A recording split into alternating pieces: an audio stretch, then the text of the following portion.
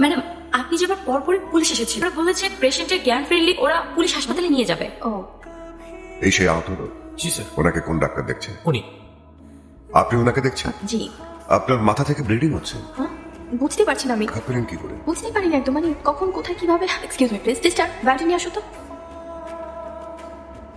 এই কি করতেছেন আপনি? ওনাকে সিটি স্ক্যানের জন্য নিয়ে যেতে হবে। আরে পারমিশন স্যার ওনার টানাটানি তো নাই সে। আর একটু আগে নার্স বলছে যে কিছুক্ষণের মধ্যে ওনার জ্ঞান ফিরে আসবে। ঠিক, আমার ডক্টর, ওকে? ওনার ইন্টারনাল হ্যামারেজ হয়েছে কিনা তা চেক আপ করাতে নিতেই হবে। এই কি স্যার? পরীক্ষা না করে কিছু বলা যাচ্ছে না, ইটস এমার্জেন্সি। কিন্তু নার্স যে বললো। নার্স বললেই হবে? আজব তো, আজকে উনি যদি মারা যান তার দায়িত্ব কি আপনি নেবেন? ওনাকে সিটি স্ক্যান রুমে নিয়ে যেতে হবে এক্ষুনি। পেশেন্ট কোথায় স্যার? এখানে সীমান্ত ছিল, ওকে ফোন লাগাও। Okay sir. হ্যাঁ বলো। কোথায় তুমি?